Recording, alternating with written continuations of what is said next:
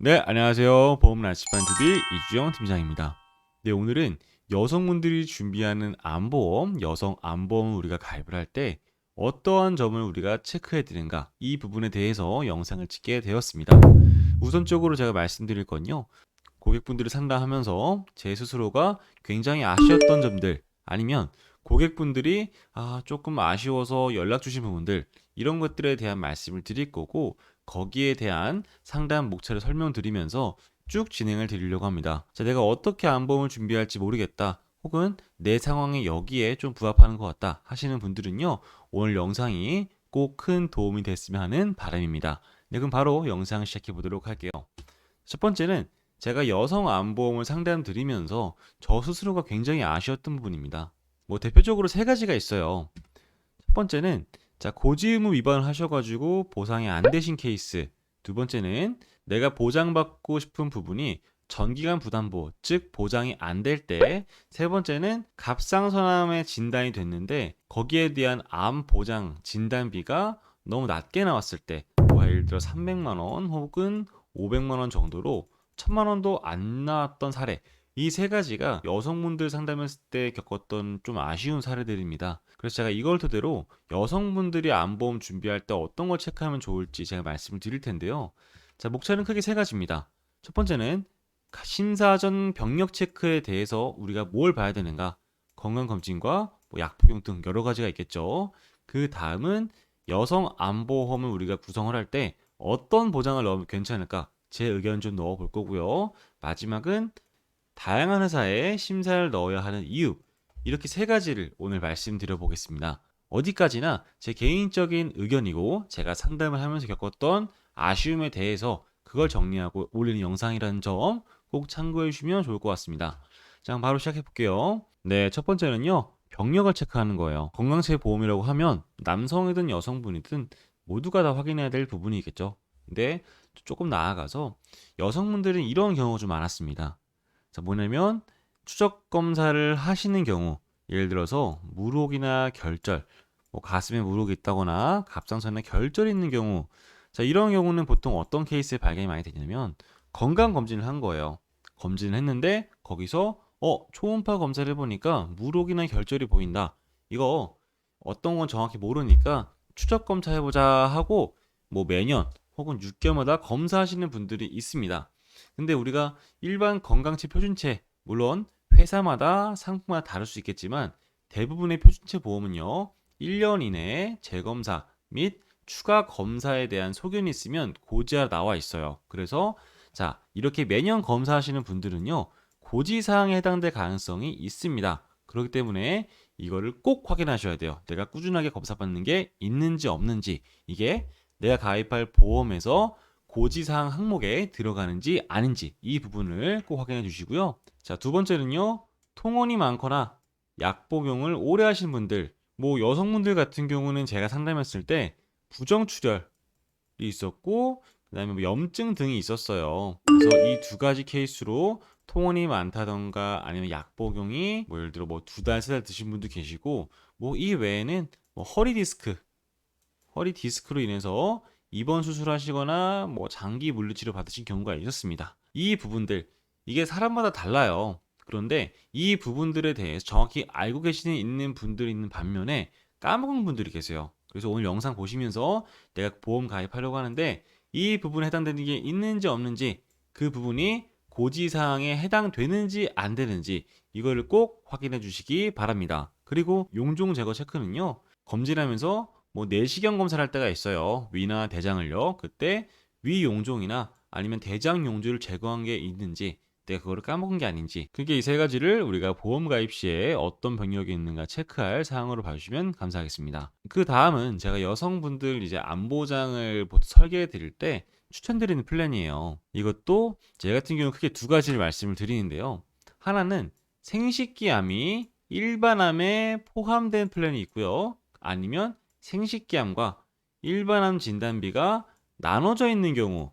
자, 좀 어렵죠? 자, 보장 구성 보겠습니다. 자, 얘들 같은 경우는 픽스예요.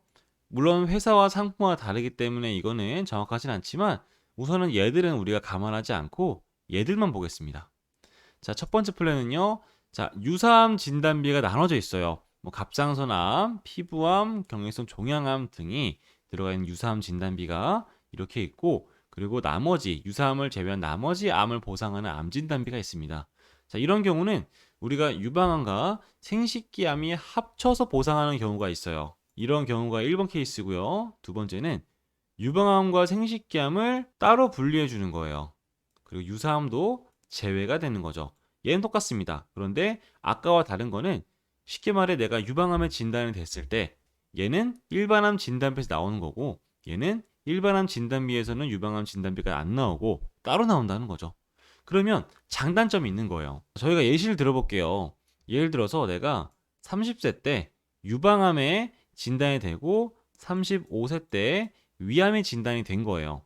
자, 위의 케이스는요, 한 번 지급되면 끝납니다. 일반암 진단비에서 나왔을 거예요. 그 다음 유사암밖에 안 남은 거고요. 그 다음 아래 케이스는요, 유방암 진단비 지급되고요. 이후에 암 진단비에서 위암 진단비 지급이 됩니다. 즉 얘는 각각도 보상이 가능할 수 있다는 거예요. 경우에 따라서는. 그래서 저는 개인적으로는 아래쪽 유방암과 생식기암이 분리되어 있는 쪽을 보통 권해드리고요. 그리고 뭐 사실 그게 아니더라도 공통적으로 유사암 진단비는 되도록 1,000만 원 이상인 걸 좀 권해드릴게요. 과거에 가입하신 유사암 진단비가 한도가 1,000만 원이 안 되는 경우가 많이 있었어요. 그래서 요즘 이제 암 진단비 보강하시는 분들의 경우는 갑상선 암이 보상되는 유사암 진단비를 1,000만 원 이상 가는 거를 저는 추천드린다. 이 말씀을 드리겠습니다.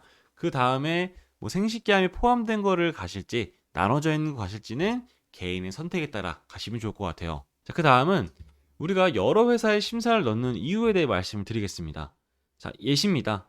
좌측 유방에 양성 물혹이 있고요. 1년에 한 번씩 초음파 검사를 하시는 거예요. 자, 이런 분들은 보통 결과가 여러 개 나올 수 있습니다. 자, 크게 세 가지 결과를 말씀드리겠습니다. 첫 번째는 암 진단비에 할증되는 게 없습니다. 표준체 및 건강체에서 할증되는 거 없고요. 대신에 유방에 전기암 부담보가 잡히는 게 첫 번째 경우. 두 번째는 할증이 안 됐고 전기간이 아니라 5년 나오는 경우. 그리고 할증이 조금 됐는데 유방에 5년이 아닌 그 이하로 줄어드는 경우. 자, 그 외에도 여러 가지가 있을 겁니다. 자, 우리가 여기서 봐야 될 건 뭐냐면요. 자, 할증이 안 되고 전기한 부담보를 가져갈 것인가? 아니면 할증이 되고 이렇게 부담보를 줄일 것인가? 아니면 이런 식으로 5년 부담보를 목표로 할 것인가? 자, 이런 결과는요, 회사마다 다릅니다. A 회사는 1번, B 회사는 2번, C 회사는 3번이 될 수 있어요. 그리고 고객의 상황, 뭐 예를 들어서 양성물이 계속 몇 개 있는가? 아니면 혹시 재발한 게 있는가? 이런 여러 가지 경우에 따라서 결과가 달라질 수 있습니다. 그래서 우선은 이 심사 결과를 통해서 내가 원하는 상황을 만들어내야 돼요. 그렇기 때문에 이 부분들은 항상 설계사와 얘기를 하시고 진행하시면 좋기 때문에 저는 이게 보험 설계사의 역할이 아닌가 싶어요. 고객의 상황에 따라서 심사를 넣고 최대한 고객분이 원하시는 심사 결과가 나올 수 있도록 노력하는 거죠. 자, 오늘 정리를 좀 지을게요. 여성분들께서 갖고 있는 고민들에 대해서 말씀을 드렸습니다. 부담보가 잡히는 경우도 있었고, 아니면 보장이 안 되는 경우도 있었고, 아니면 내가 갑상선 암 보장이 너무 적어서 좀 고민 있는 부분도 있었습니다. 이 사항들에 대해서 오늘 목차를 크게 세 가지를 말씀을 드렸고요. 첫 번째는 우리가 어떠한 걸 확인해야 되는가, 병력사항에 대해 말씀을 드렸고, 두 번째는 보장을 구성할 때 어떻게 넣는 게 좋은지 제 생각을 말씀드렸고요. 마지막은 여러 회사 심사를 넣어야 되는 이유, 여기에 대한 말씀을 드렸습니다. 자, 우리가 뭐든지 급하게 준비하면 최악의 마련입니다. 어떤 분들은 너무 과하게 준비해서 부담되는 경우도 있었고, 어떤 분들은 보장 만기나 납입 기간에 대한 미스가 좀 있었어요. 그래서 우리가 급하게 준비하면 체할 수 있으니까 되도록 천천히 하셔라. 다만 최소한의 준비는 했으면 하는 바람입니다. 네, 오늘 영상 여기까지로 하고요. 자, 여성 암보험 준비하시면서 고민 있는 부분들, 내 상황이 너무 똑같다, 어떻게 하면 좋겠는가 고민되시는 부분들은 아래 링크 혹은 연락처 통해서 전화 주시면 제가 최선을 다해서 답변 드리도록 하겠습니다. 네, 오늘 영상 여기까지로 할게요. 감사합니다. 본인은 주 글로벌 금융판매 보험 대리점 소속이며 다수의 보험사와 계약 체결 및 대리 중개하는 보험 설계사이고, 보험회사로부터 보험계약 체결권을 부여받지 아니하였습니다. 주 글로벌 금융판매 대리점 소속 보험 설계사는 해당 상품에 대해 충분히 설명할 의무가 있고 가입자는 가입에 앞서 이에 대한 충분한 설명을 받으시기 바랍니다. 보험계약자는 계약 체결 전 상품 설명서 및 보험약관 등을 반드시 읽어보시기 바랍니다. 상기 내용은 모집 종사자 개인의 의견이며 계약 체결에 따른 이익 또는 손실은 보험계약자 및 피보험자에게 귀속됩니다. 본 광고는 손해보험 광고 심의 기준을 준수하였으며 유효기간은 심의일로부터 1년입니다.